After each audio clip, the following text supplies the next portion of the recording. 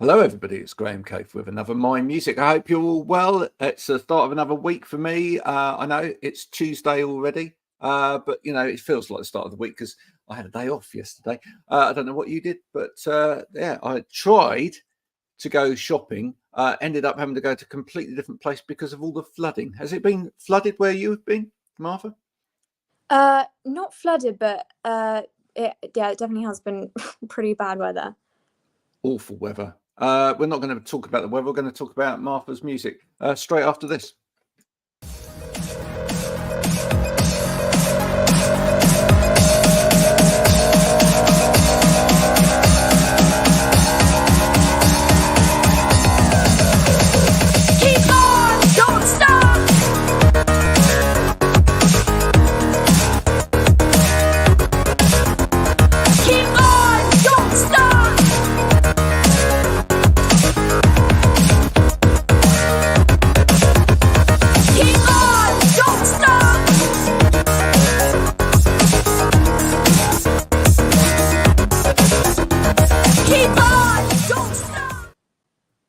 Oh, for a minute there, I thought it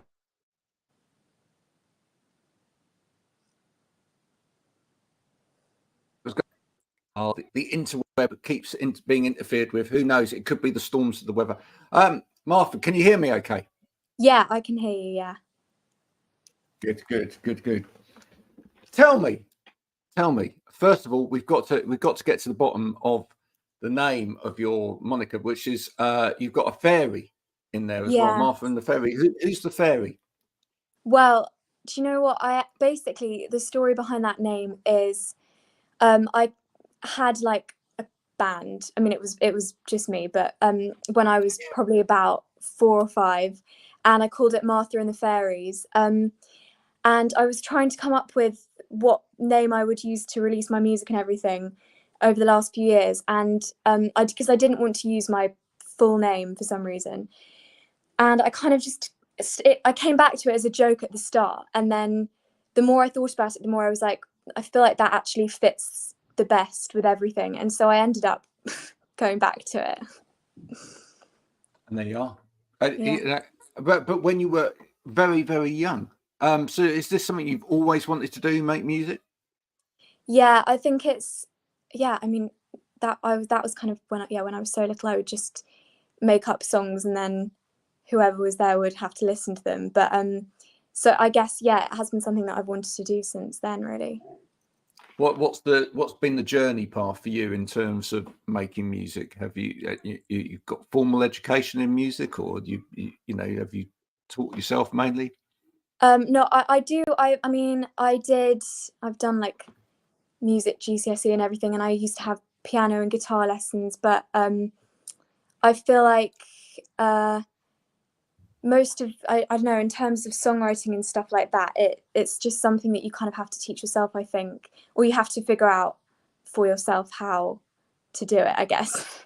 Yeah, no, absolutely. And part of doing that is to play other people's songs, which you do so very well on the old internet. What makes a good song to cover in your eyes? That's a good question. I think the annoying thing about covering songs that I find is that as soon as I cover it, or I have to learn it and learn all the chords and make sure I know all the lyrics, it slightly ruins the song for me a bit, because then I've heard it so many times and I've heard myself singing it, so that it's kind of never the same, which is really annoying. But I think as long as it's a song that I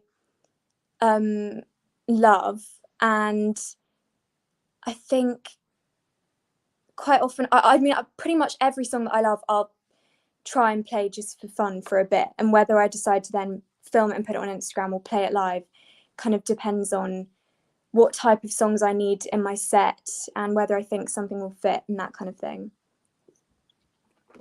Along the way of learning those songs, has there been one that's been particularly, you can be honest now, has been particularly tricky, or has caused you a little bit of, I didn't think I'd get this for a while?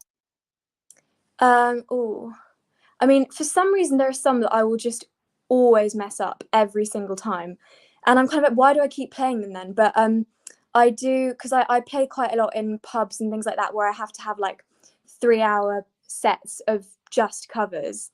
And so the ones that I think I often mess up are Starman, David Bowie. I always mess that one up because there's a lot of chords and it's just sometimes I can't seem to remember it. But I love the song, so it's really annoying that I can't get it right.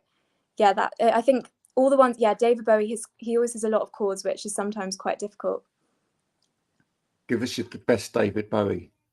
Oh God. I'm a star man waiting in the sky. It's such a good song. I just wish I could get it right. Oh, which is your favourite David Bowie era, just out of interest? I think Ziggy Stardust, Aladdin Sane. Those two are my favourite albums. Those I think two classic albums. the classics, yeah. Yeah. But actually, I think my favourite David Bowie song is Sound and Vision, which isn't on either of those two. No, it's a great song, though, isn't it? Yeah. It's just the way it sort of like do trundles along, you know. Yeah. It's like a train. It's so good. It is so good. Talking about more sort of modern songs, I noticed that you covered Boy Genius recently, which is a fabulous group. What is it about that particular group that you love? I mean, you could say that certain members of that group could do no wrong at the moment, but I think they're just I love them all separately, and for me I think their lyrics are so good, and they have a way of writing songs that are somehow like both funny but also really sad, which I think is really clever. And I also love just like the guitars on their songs. I just think they're really cool. I think they're really cool. I think the nice thing about them, when you look at them on social media, is they always seem to be just enjoying the moment with each other in each other's company. And obviously, I think the other thing that comes through as well is that they are massive fans of each other. Yeah, definitely. Which is a beautiful thing, you know. Yeah. There's no ego in that band per se. They just love hanging out and spending time together, and I think they really appreciate each other's musicality, which very true. Yeah. Which is really wonderful. Let's talk about your own material. In terms of your own material, I was surprised actually when I listened to your kind of latest song, etc., on Spotify. I was kind of surprised because actually some of the stuff you cover it's nothing like any of that. Yeah. Right? It's nothing like, for anyone that's going to pick up on it after this, which please do, because that's brilliant. It's just nothing like that. I mean, inspirations, you kind of hear people like Kate Nash, etc. What sort of led you down that line? Well, I know it is weird because I feel like what the songs that I tend to cover, maybe it's because it's just me covering them, and so they kind of are usually more acoustic, or like obviously Boy Genius and Phoebe Bridges it doesn't really sound like the song that I've released, but the inspirations for that particular song were people like bands like Blur and Blondie, which I feel like, I don't know whether you think they sound any more similar to that, but they're a lot more kind of energetic, maybe, kind of stuff. But I think, I would love at some point to have a band, because I feel like, in a way, I'm quite limited when it's just me and a guitar. So I wanted to create a sound that was a bit more, Well, it's got that kind of punky ethic to it, hasn't it? Are you, despite the kind of name Martha and the, and the fairy type, in a way which sounds almost like you could be ethereal, right? Yeah. But are you at heart a sort of young punk? Are you do you get quite angry about things? Are you... Well, the thing is, I feel like and this is the thing, I don't really know why this happens, but quite often when I write a song that I don't even mean to sound angry, it will just end up sounding angry. And I think that just must be the way that I sing it, because I don't know. But that's But great. I think I I can only ever seem to write fast songs. I would say like 90% of my songs are fast, and they're not very I don't know. So I feel like that's just what naturally seems to happen when I perform and sing. But then that's good, because you know we need songs like that, and we need songs that when when we go to a gig, that you can actually like mosh to and have a good dance to at the front. I mean, have you played much of your own material live to an audience?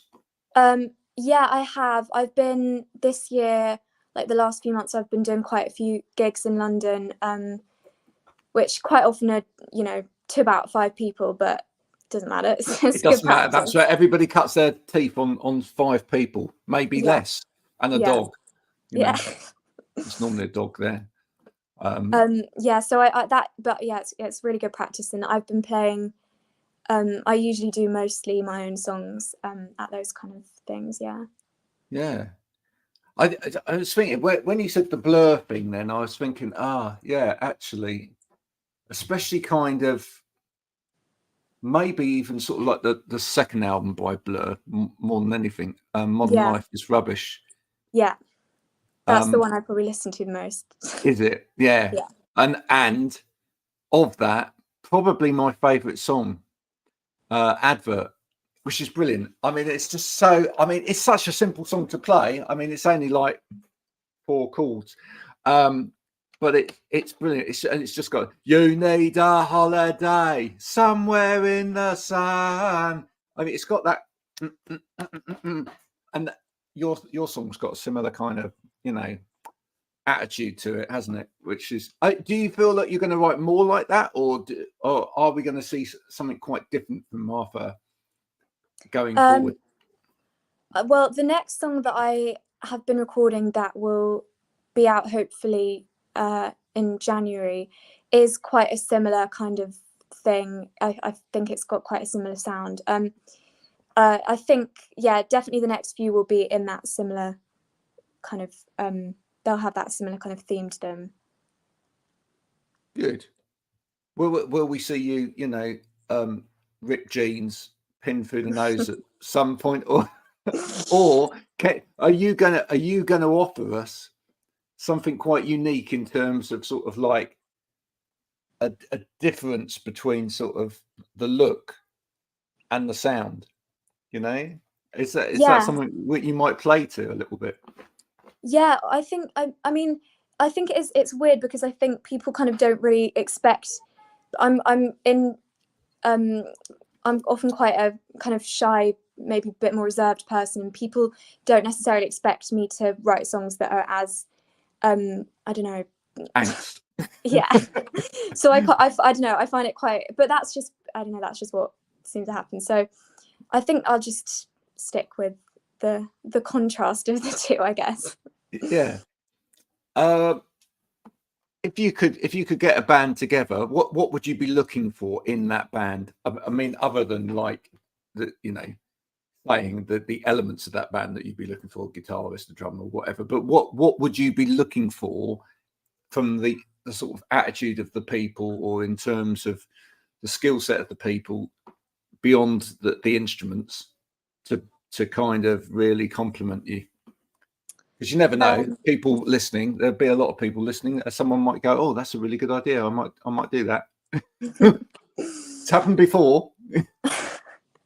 I think for me, it's kind of, well, I would be hopefully looking for people that have like maybe similar interests, similar like the same artists or bands as me, because then I feel like maybe they'll understand the kind of background of what this stuff I write and that kind of thing.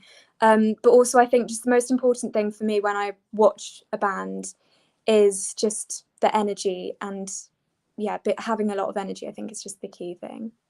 Cool. So listen, there's a challenge out there, folks. If you like to become a fairy, not literally. I mean, you don't have to wear wings, or maybe they do. I don't know. Maybe that could be a thing. But if you'd like to join Martha in 2024, maybe be part of her band, do check her out on the Spotify, etc., and then do get in touch via Instagram, etc. But we only want serious people. And when I say serious, people that are serious about making the music, not people that are serious, because I don't think Martha's particularly into people that are, serious of nature. So it's, I think she wants joyous, fun people who want to be serious about making music, put it that way around. If you could have one ambition for 2024, what would that be in terms of your music? I think I'd like to try and actually something that's not necessarily, I don't know if this counts as ambition, but I would like to do a music video, maybe for the next song that I'm going to release, because I think that would be fun. Because I sort of haven't, I've got a few ideas for that, so that would be cool. And then I think actually I would like to try and do some shows with a band as well, because I think that would maybe change the sound of stuff live and that kind of thing. So yeah. And do you know what? It all feels so much better when there's a group of you singing in front of 5 people rather than just the one of you. It does. Trust me, having done it for years. And what you tend to find is that actually, if you can get a little group of you together, then if everybody brings their mates, suddenly that group of 5 people suddenly becomes 15, becomes 20, and then it actually starts to feel a lot bigger, a lot quicker anyway. So I wish you all the best with that going forward in 2024. I think you've got a great talent. It's at the cusp of getting it going now and getting people interested and everything else. If you could work with anybody, dead or alive, who would it be? I think one of my favorite bands is Blondie, and I love Debbie Harry. So I think to do anything with her would be really cool. That's kind of like, I say that's probably my dream. Wow. There you go. So we'll wait for Parallel Lines do in 2024 with Martha and Debbie. And if that's your kind of thing, then please do stay tuned. Martha, thank you so much for coming and talk to me today. Thank you so much. I do hope out of this some people might get in touch and you can let me know. But as I say, it has happened before. We had a songwriter on one time who needed a keyboard player. I then had a keyboard player on. We put the two together. They're now touring around the UK, which is fantastic together. So dreams do come true here. It's almost like Santa's little grotto. In fact, I have got the fairy lights on today. There we are. It's like a dream come true in here. So I feel like I could be Father Christmas for musicians. But it's been wonderful to speak to you today.